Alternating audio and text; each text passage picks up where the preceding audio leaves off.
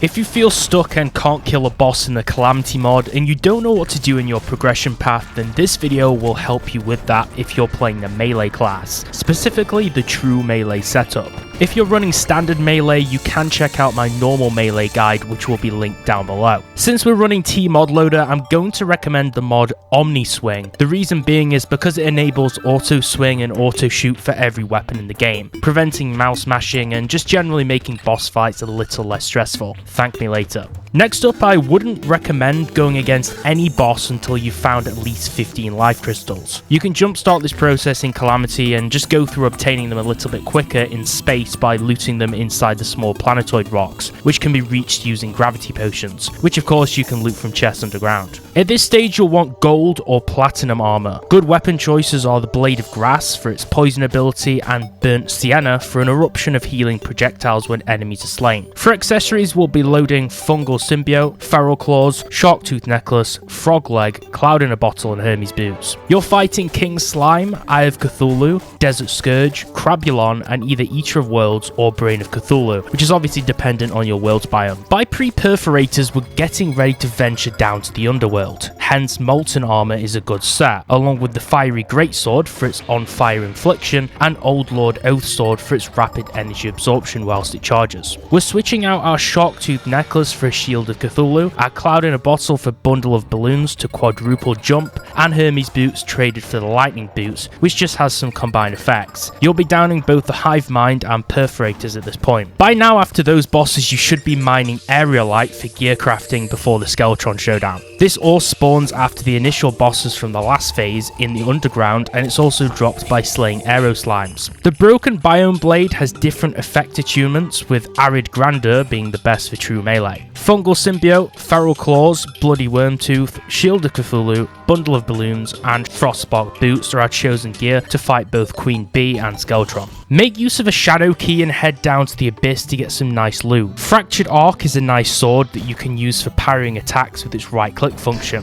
Switch out the Shield of Cthulhu now for Counter Scarf, Bundle of Balloons for Skyline Wings, and upgrade your boots to Terraspark Boots. Be ready to make Slime God fall and defeat the world's last Guardian Wall of Flesh by this point. We're now in hard mode, so you have more options. I'd recommend getting some life fruits to buff your health. You can mess with the mod's config also to decide if you want early hard mode progression enabled or not here. Take Palladium Armor for life regen on hit, the Palladium Pike which has good range, and Aftershock for its extra boulders which spawn. We're running Fungal Symbiote, Berserker's Glove, Bloody Worm Scarf, Evasion Scarf, Fairy Wings and Terraspark Boots with the Warrior Emblem and Frost Flare. This is a big phase. You have Cryogen, Aquatic Scourge, Brimstone Elemental, Queen Slime and the first mechanical. And after defeating the first two mechs you get Adamantite and Titanium unlocked. Use this to make Titanium Armor and use Brimlance for its explosion effects and Titanium Trident. Now defeat the last mechanical boss. After downing the mechanicals you can make use of Hallowed and Cryonic Bars from the bosses from the previous phase. This is for crafting mobility items which we'll use. Use Frost Armor, Gungnir for your primary and Biome Blade. We're running Fungal Symbiote, Mechanical Glove, Bloody Worm Scarf, Evasion Scarf, Bat Wings, Angel Treads, Warrior Emblem and Ankh Shield. This phase involves defeating Calamitas and Plantera. Perennial Ore and Ectoplasm are now available from the dungeon. Abyss Weapons from the Great Sand Shark is also up for grabs. Use Revere gear during this phase with Comet Quasher to summon Meteorites, Feral Thorn Claymore for Thorns on hit, and switch Bat Wings out for Mothron Wings, Ankh Shield for the community, and introduce Asgard's Valor. Make swift work of Leviathan and Anahita, Astrum Aureus, Golem, and the Empress of Light. With Golem gone, Scoria Ore is accessible, and plague enemies start to appear within the jungle biome. And if you did the Martian Invasion and slayed Duke Fishron, you'll have some nice loot. Hydrothermic Armor is a nice choice by now, with Omni Blade for its crits and Vulcanite Lance for its homing flares. Celestial Shell, Fire Gauntlet, Bloody Worm Scarf, Evasion Scarf, Fishron Wings, Angel Treads, Avenger Emblem, the community and Asgard's Valor is our current loadout by this point. Newcomers should be on the lookout to slay Plaguebringer Goliath, Ravager, Duke Fishron and a Lunatic Cultist. Meld Construct Craftables, which are made from Meld Blob that's dropped from the Lunar event enemies, Lunar Fragments, Astral Bars and various other items are open to you before Moonlord. Use the Astral Pike for its Star Swarms, True Biome Blade with Sanguine Fury attunement, and slay the Astrum Deus and the Looming Moonlord.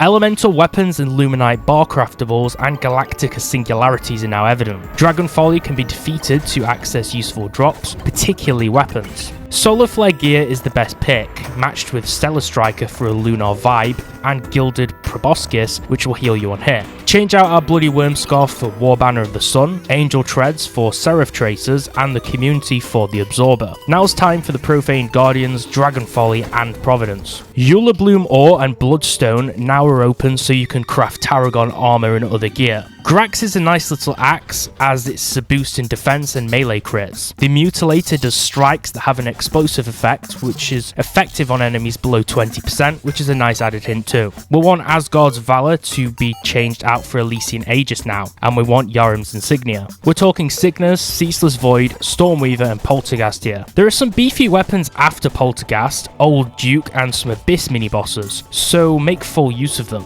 Time to look good in Blood Flare armor whilst using the Last Morning, which has some cool pumpkin skulls by the way, and Celestial Shell, Fire Gauntlet, War Banner of the Sun, Evasion Scarf, Seraph Tracers, Reaper Tooth Necklace, Yharon's Insignia, the Community, and Elysian Aegis. Old Duke and D.O.G are waiting. Seasonal events after D.O.G drop Nightmare Fuel and Endothermic Energy, and Solar Eclipse's enemies drop Dark Sun Fragments for new gear craftables. Godslayer armor is our choice of poison for now, with the Enforcer Blade, with Celestial Shell, Elemental Gauntlet, War Banner of the Sun, Dark Sun Ring, Elysian Tracers, Reaper Tooth Necklace, Yharon's Insignia, the Community, and Asgardian Aegis, all used to defeat the Jungle Dragon Yharon. Yharon's death means Auric Ore is underground, which is a must mine. For Auric Tesla armor, which pairs nice with Dragon Rage, which is a spinning pike, and the legendary Murasama for insane damage. And it just looks cool, especially versus SCal. It's kind of with that whole theme. Change out the Elysian Tracers for Celestial Tracers and get ready to face Pure Destruction versus the Exo Mechs and Supreme Witch Calamitas. If you want to craft the endgame developer items, you'll need SCal's Ashes of Annihilation drops. These are particularly nice for the boss rush event, which we'll use Earth for, which is a beautiful looking blade which reminds me of the Terra Blade. Its particles are amazing and it has heals for days.